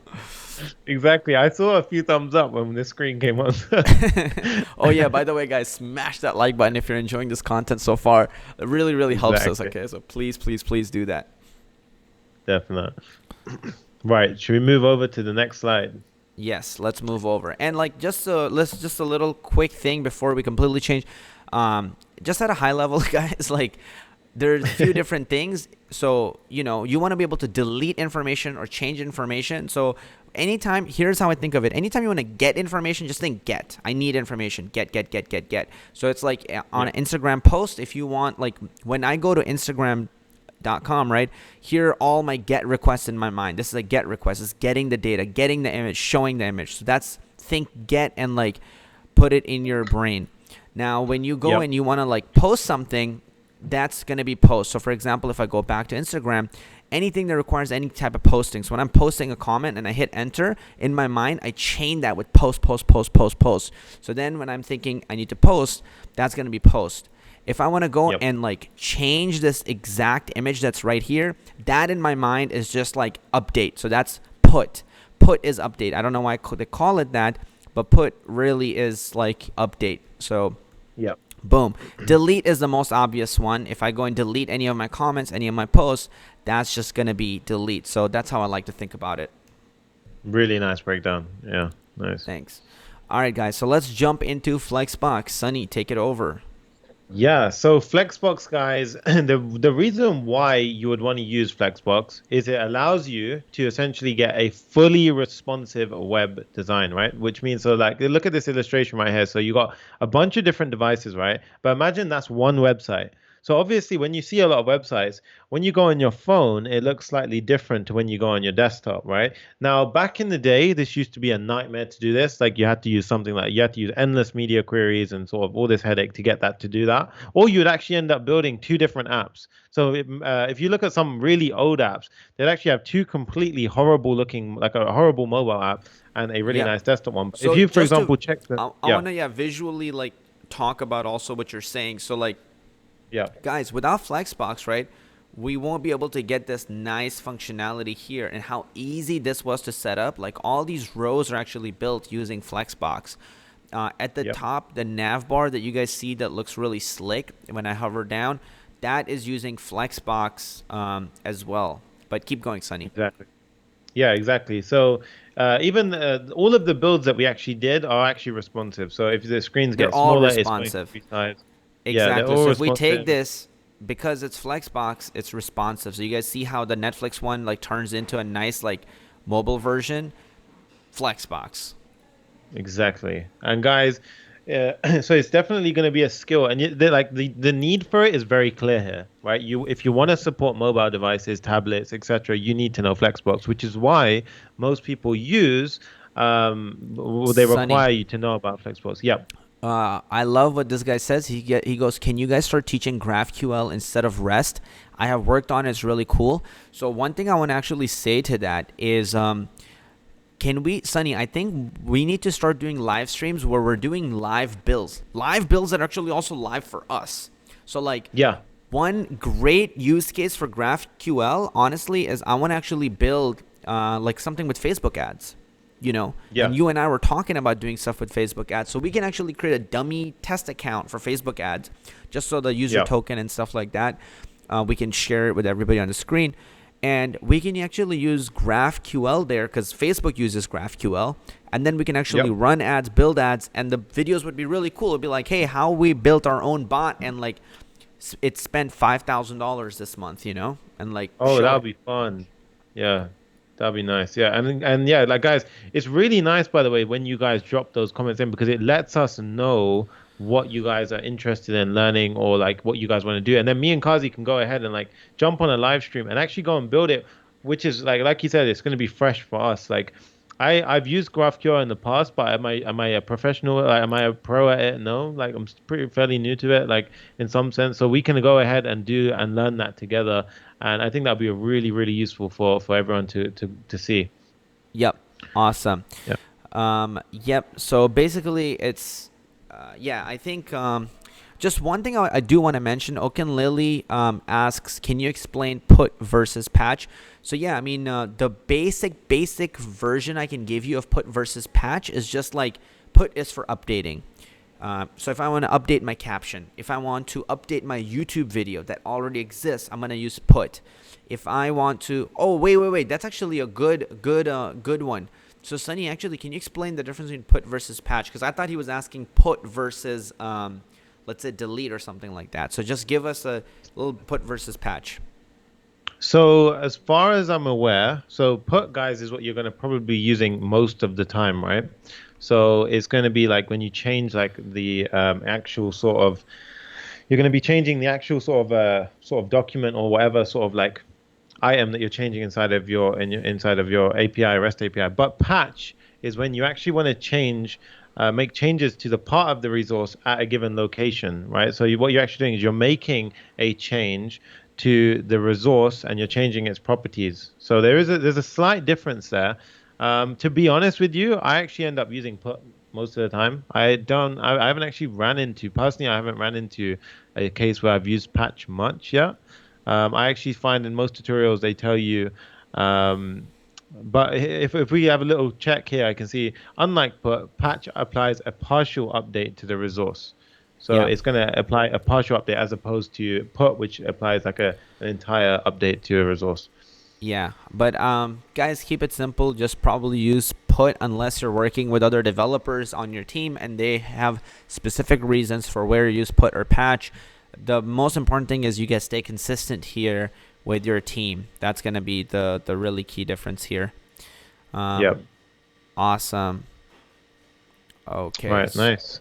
I saw some questions where we were talking about Flexbox, and some people were saying, "What about CSS Grid?" Yeah, we should And so actually do something with grid too. I think that'd be great. yeah, Awesome. so Let's CSS Grid guys is really good for responsive design as well. Yeah. Yep. So let's move forward with this, guys. So Flexbox Froggy is a great resource for you guys to go and use to learn Flexbox.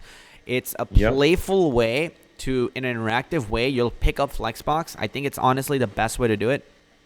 Yeah, I Um, learned using that. Yeah. yeah, that's how Sunny learned. And so yeah, I would say use. The one thing though is like don't just use this and then like don't also code ever. Use it and then kind of like try to build something using what you learned from here. But this is a good action step for you guys to go and use. It's a website called Flexbox Froggy, and just by playing, you will learn so much more than you will learn through like sometimes even tutorials. Exactly. And guys, I can't stress enough like how quickly I learned Flexbox when I use this, which is why we show everyone who is interested in Flexbox Froggy, because it's really going to it's the first tutorial that I can truly say I did it once and I just got it. Like I understood Flexbox after that. So if even if you're like you think you're good at Flexbox, I would go ahead and give this game a try, and I'm sure it will make you a bit better than you thought you were in the beginning before you Yep. gave it a try. One Yeah. thing that Kamal said, which I think like we can help fix a little bit, is he said put is adding a new movie, all properties to that new card. Patch updates properties in an existing card. So how I would see it is like I would probably when I'm adding a new movie, I would probably see it as post. I would do Yeah. post if I'm adding a new movie. So just be careful of this trap, guys. Put probably use only for updating existing things, and then use post for adding a new movie. Yeah. But let's avoid that rabbit hole for now, and let's jump straight into GraphQL. So There you Sunny, go. want to touch base on this? Yeah, so this is a really nice diagram here, which actually explains it quite well. So we spoke a lot about like front end, back end. So when we talk about front end, we're talking about the client. When we're talking about back end, we're talking about the server.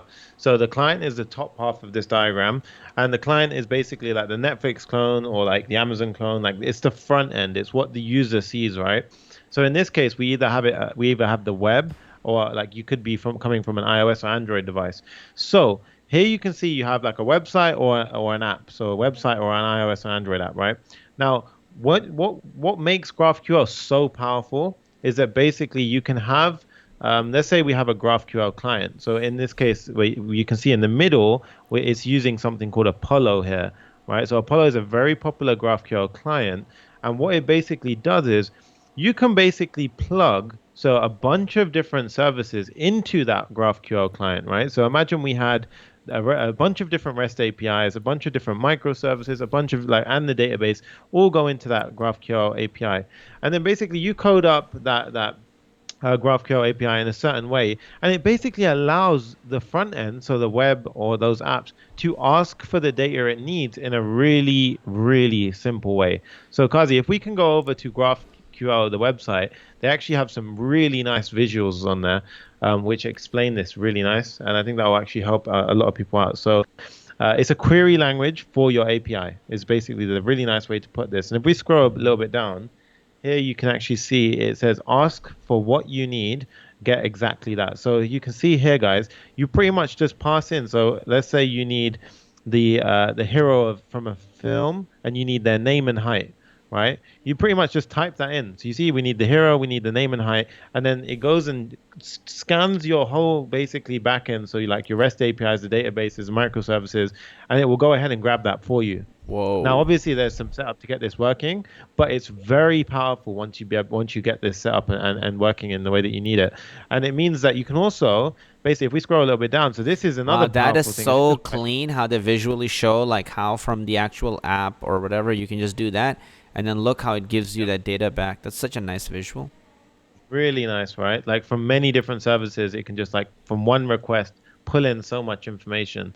And also, guys, it's type friendly. So if you've ever used something called TypeScript, or like if you're coming from a Java background or Whoa, something. Graph APIs are actually organized in terms of types, fields, and not endpoints. What? Yeah, insane, That is right? insane. So no, so you're not basically doing the base URL and all that crap here? Like how in APIs you got to use Um, a base URL and then you got to use like slash, hero, like you know what I mean?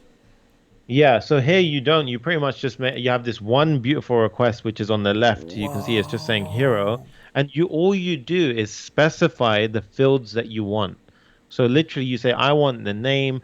Inside of Yo, the this is friends, I want this is the actually name. like way like I actually want to use GraphQL actually now way more than Yeah, it's insane, dude. And what you can actually do is I've seen people hook Firebase's database up to GraphQL, or I think they did it using they've done it in a very clever way, but you basically get Firebase with GraphQL, which is insane. Yeah, so you can do that, and also GraphQL give you a very nice sort of developer tool experience. So here you can actually sort of you get this sort of playground sort of experience once you've got it up and running, and you can just test it by basically you can run like these queries against your own database and stuff like that, and it goes ahead and pulls that information in for you, so you can see if it's working, see if anything's broken. It's so powerful, guys. Like there's a real need for this, and a lot of big companies are using it.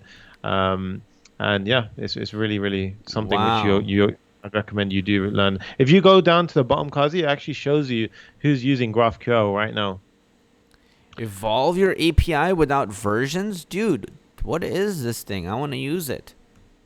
Yeah, it's crazy, right? Like you can actually evolve it and it won't damage the existing queries. It just sort of upgrades them to sort of add the information in. Wait, hold on. So, damn, that is awesome. Wait, it can create your API from just the code itself? Like if I just gave it code and it had functions and all that, because it seems like I'm not even doing anything to do that and it's creating the API, or am I wrong on that? It depends. I think you basically provide something called a schema in GraphQL.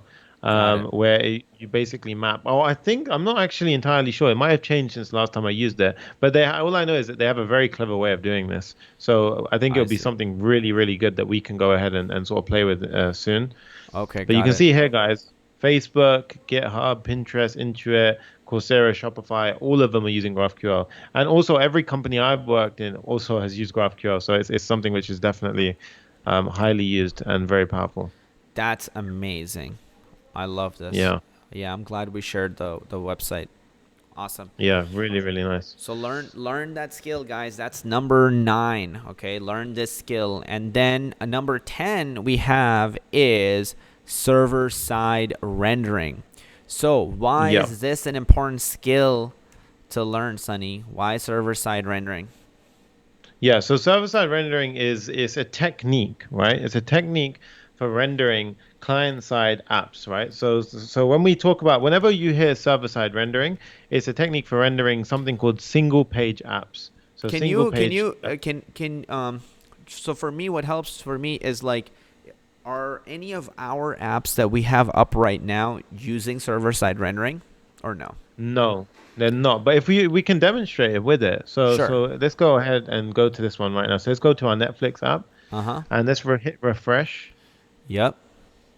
Yeah, so let's do a refresh. So you can see, guys, when it popped in, you see everything sort of popped in, and then there was loading, and there was a bunch of stuff which happened, right? So let's Now, do it Kazi's again got in a slow fast, mo. Boom. Yep. yeah. So Kazi's got quite a fast internet connection over on his side right now. So it's going to be quite hard to tell, right? Yep. But what actually is happening right now is the website loads, right? And then it's going ahead and making all of these additional requests to go ahead and get information, right? It's going ahead and making an additional request to go and get like the film that we see there, Cursed, Dark Desire, Right Lucifer, here. Yep. Star Wars. Yeah, it goes ahead and makes all those different requests, right? But what you can actually go ahead and do is use something like Next.js, which is a server-side rendering is one of the most popular tools that you use when you're server-side rendering. And basically, what it does is when you make the request to even go on to the Netflix clone website, it pings a server where Next.js is running, right? It will ping a server where Next.js is running, and it basically will go ahead and do all of this rendering, so all of the loading and stuff like that on that server, which is going to be extremely fast, right? Because that server is going to be like highly maintained in a very fast environment, etc. And then it will do everything, and you can even do things like caching it. So imagine Mm-hmm. like it does the really expensive calculations once to load up a really heavy website, Mm-hmm. and then it just basically every React app. The way to think of it is what you're seeing right here is just one bundle, right? The entire thing is called a single page app. So Yep. even if you have different pages to a website, it's just one bundle, right? But Yep. that bundle, when you don't have server-side rendering, takes a long time to load. Even though it looks pretty quick, it does take a long time to load. And what that affects is how quickly you can actually start using the web page. So we call that time to interact. Yeah. And when you're building production websites, that time to interact is so important, guys, Yep. right? So you want to get the time to interact down because Yeah. imagine you go into Amazon and for example it was just loading. It was loading Yeah, and like you're sitting loading on forever. Amazon. Right. Yeah, and like you could literally lose customers at that point because they nobody likes to wait on a loading screen, right? But Yep. if you do server-side rendering, all of the heavy lifting is done elsewhere and it will literally just like as soon as you hit Amazon, it will literally just ping you the Amazon sort of bundle, which they've already done on their side or they've already sort of loaded it up. It will send it to you and it's super fast, right? So it's really, really fast. Let me go ahead and see. Let's go ahead and show something called Next.js, and let me see if their website's actually quite handy. So yeah, if you go ahead and open up the Next.js website, so Next.js is something which is really powerful. I've used it in a company called Tesco, which is like the Walmart in America.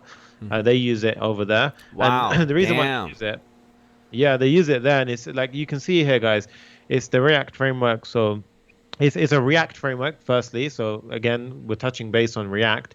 It's good for static websites. It's good for SEO. So SEO, this is huge. I completely missed this, guys. So when you have Google web scrapers, right? Google, the way it sort of crawls the internet is that it basically goes ahead and it basically like with these web scrapers they're called, it goes in and it clicks on links and it basically checks what the contents of that link is, right? Now, when you have a React page, we see it load in front of us. But when like a web scraper opens it and loads it, it doesn't actually show everything. right? But if we implement server-side rendering, when the web scraper opens it, they get the entire bundle, right? So they get all of the text, all of the images, everything. Whereas if a web scraper goes on it and it's a client and it doesn't use server-side rendering, they don't get all the text straight away. It has to load, and basically that damages your search ranking in Google, which means that you don't come to the top of your Google searches. Basically, this will like boost up your SEO by a lot if you're using something like Next.js. Exactly, I see. exactly. That's Yeah. awesome. So That's awesome. it will really boost it. They do things like so if you scroll a little bit down, Yeah. there's something called automatic code splitting, which is huge. So imagine, so code splitting is essentially where you only are going to import what you need. So imagine we're on like the home page, right? It's Mm-hmm. only going to show you, it's only going to sort of like pull in the information which is on the home page. So, and Yeah. it does this in genius ways, right? It does it in really clever ways. So imagine we've got a bunch of modules inside of an app. So we have like 100 modules. If the homepage only uses three of those modules, then it's actually going to only load three modules when we Oh, touch the home. wow. That is That's genius. crazy, right? That's Yeah. really crazy. And it Yep. splits it out, and I don't know how they do that. Like it's really genius how they built that. But that's called code splitting, and that's something which is really powerful. And you can see here when Kazi click more, you've got all of that stuff, which there's a bunch of other stuff. And SAS is included, which is like this sort of advanced CSS technique. Dynamic routing, so you can see there we've got routes supported. So if you had /blog like a random ID, that's supported out of the box. TypeScript is supported out of the box. So there's a lot of things which are used. It has got a little bit of a learning curve when you start going into server-side development, but scroll down, Kazi, and this is Wow. where you see the demand for it. Look at that. All of these websites are using server-side rendering.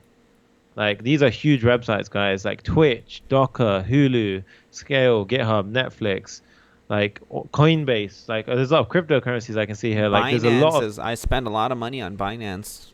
same. I use Binance as well. Yeah, Whoa, really, Twitch. Damn. I did not know yeah. Twitch was using Starbucks. this. Wait, Yeah, really? really nice. Yeah, so Holy crap. Starbucks, Uber.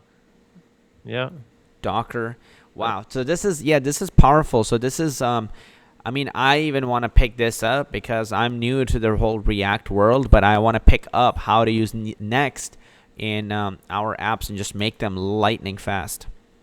yeah, exactly. Wow. Oh, Look nice. at They actually have a showcase at the bottom. Oh, that's cool.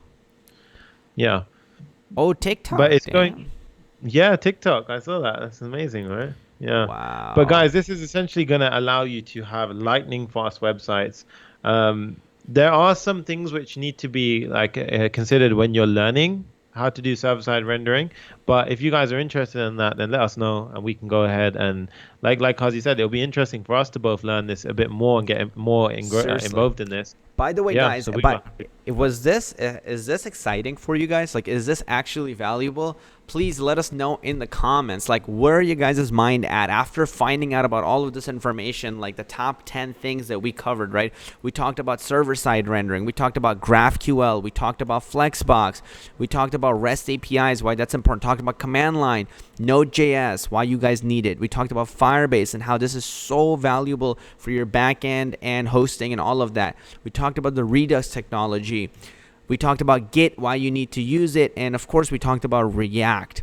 So was this valuable to you guys? Drop it in the comments below and just let us know that this gave you value, or maybe what was your number one biggest insights. We want to hear from you. Do it now. Exactly. And guys, if you did find value in this, remember, like smash the thumbs up button because if you found value in it, then it's going to help other people find the video and also see the value that you got from this video. So Seriously. definitely smash it if you enjoyed this and you found this was something new. Even if you learned something new, guys, smash the thumbs up button. Yeah, do that. Yeah. Ian asks, can you use Node.js for server-side rendering? What do we think, Sunny? Yeah, so I would say the way to think of this, remember Node.js is backend. So yes, yeah, the answer to your question is yes, right? Awesome. Yes, because yeah, to put it simply, yes. Awesome. David Jacobs, I love that he says, I've learned a lot from this today. I learned more than I ever expected. That is beautiful. That is exactly the Nice. That's caliber exactly what I'm saying. that we're trying to go for, guys. And we're just going to be keep this coming every day, nonstop. And we're going to keep producing at this caliber for you guys. But again, your participation is what really engages us and gets us to want to do this every day. So thanks for that. And we're just going to keep rapid firing through this. One of our people on Facebook said, "Yeah, you need server-side rendering was new to me, this was so valuable. Thank you." Amazing. Nice. That is great. Somebody asks, "What about the course? Do I learn it all there?" So, Sonny, what would you say? Right. So yeah, guys, a lot of the things we spoke about today, we actually cover this. So guys, remember, there's the whole web development space is so dynamic, right?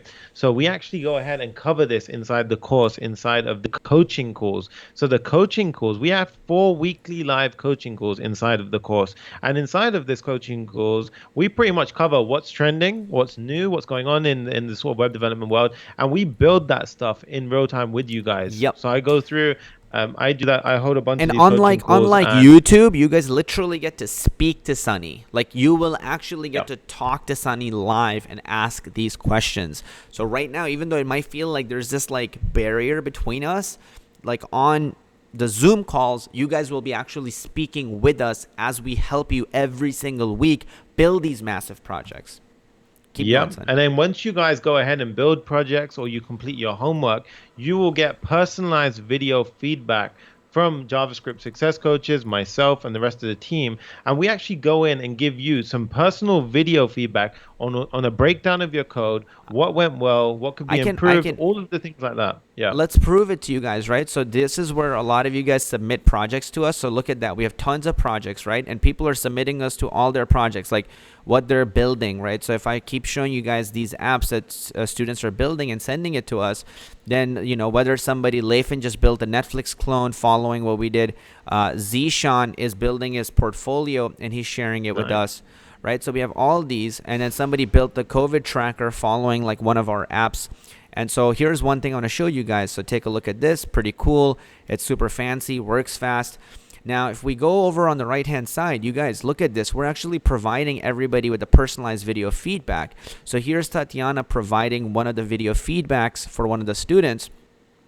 And if I skim through this, look, she's going through, she's talking about what she thinks about this project, how this app can be improved, and then also giving him feedback on what he needs to do next to improve. So guys, let me ask you, what would it do for you? What would it mean for you if you were submitting your projects and you were getting personalized video feedbacks from us, giving you insights on exactly where to improve? I mean, that alone can literally land you a job because you would improve so damn fast. I mean, where else, Sonny, can people get video feedbacks on their code? Where else can that happen?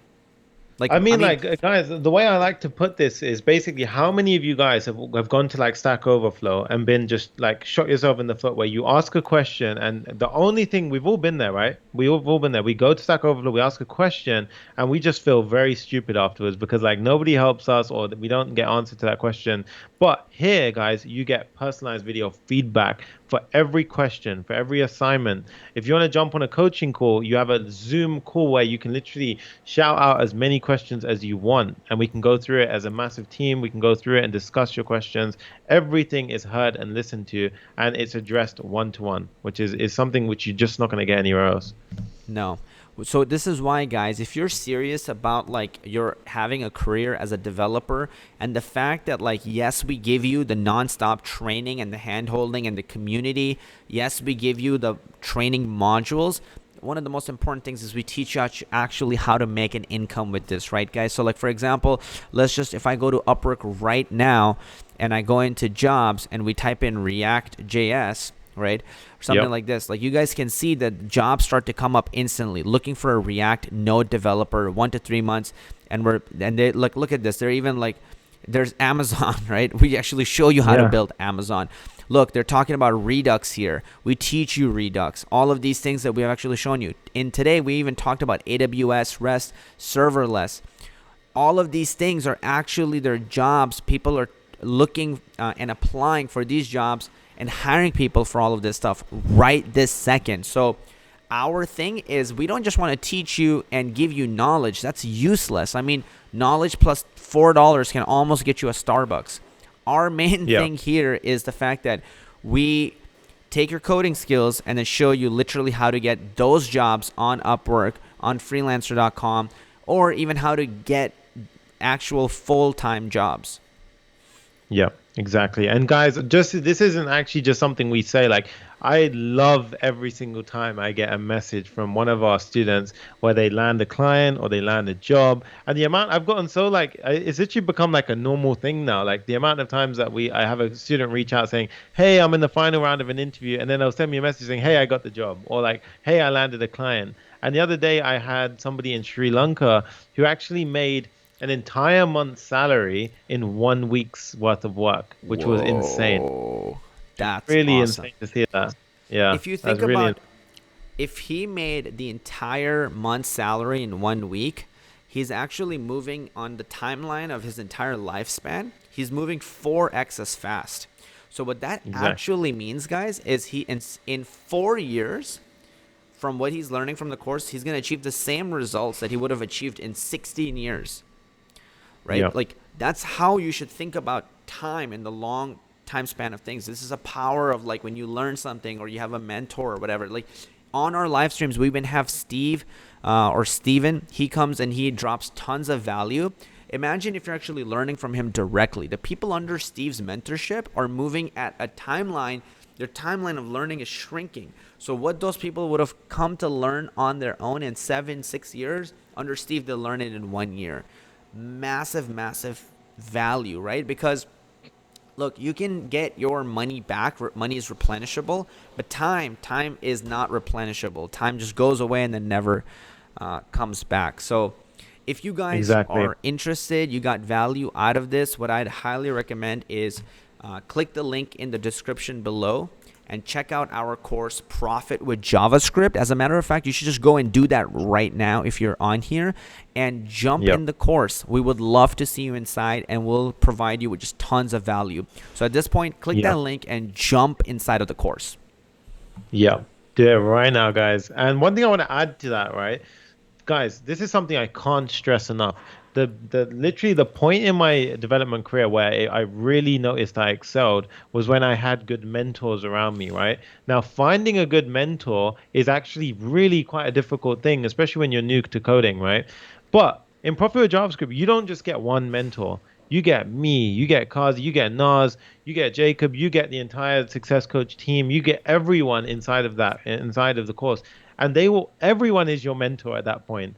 So Yep. like literally there is a recipe for just nothing but success inside of the course. Like in terms of you can literally reach out. And guys, there's no like hierarchy here in terms of like if you need to message me and say, "Hey Sonny, I need help on my assignment," or "Hey Sonny, I need help on my homework," just send me one message and we can jump on a call. We will Like it's that literally, simple. that's Yeah. it. We'll jump on and we'll actually help you. Safi asks, I want to know, does age matter? I'm 27 and looking for my first React job. Really good question. Do you want to know how young my first student was? And they were 12 years old, right? 12 years old, a React student, 12. right? 12 years old, landed his own school as his client. So age does not matter. You can't be too young, you can't be too old. He made some good money from that job as well. Like, Guys, um, yeah, the market doesn't care about your age. It doesn't care if you're 80. It doesn't care if you're 15 or 12. The market only cares that you can bring value to the world. So your age, nobody cares about. They only want to hire in the skill set and the value you can bring. But keep going, Sunny.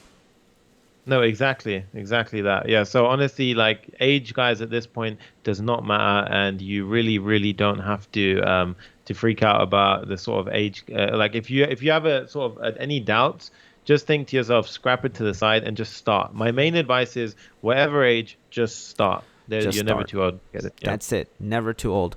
Thank you guys for coming on. Somik says, I just saw a video of your masterclass, and he goes, that was just great.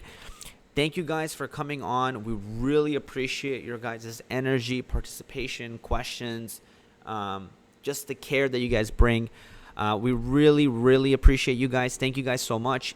At this point, if you're here and you're curious, guys, jump in the program, Profit with JavaScript. We love your beautiful face.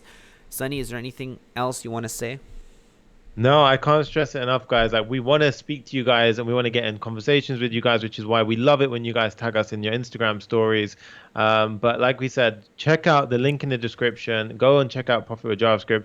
Worth mentioning, guys, like literally there is nothing to lose. Like you have a 30-day money back guarantee. So on the 29th day, 59th minute, if you still feel like, oh, this isn't really for me, you can go ahead and just go ahead and get your money back. Like when there's that guarantee behind it, I just think you have 29 days of free training, like literally 29 days of free training, 29 days to make your mind up as to whether or not it's good enough.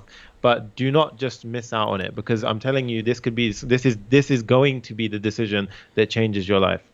Yep. And I love what James said. He says the market does not care about your age. He's just like, what matters is he can bring value to the world.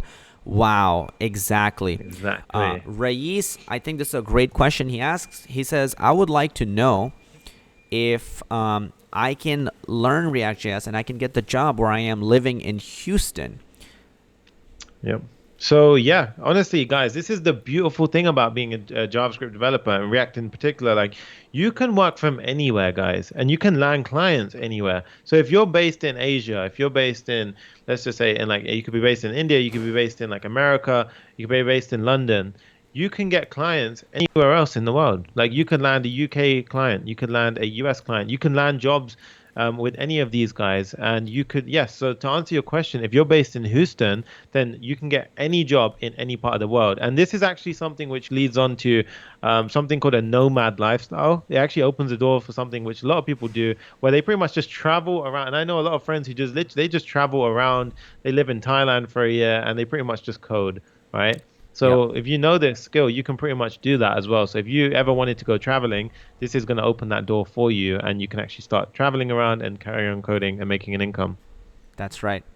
Guys, thank you so much for being on here. We appreciate you and love you so much. As always, this is Qazi, This is Sunny, guys, and we will see you in the in next. the next video.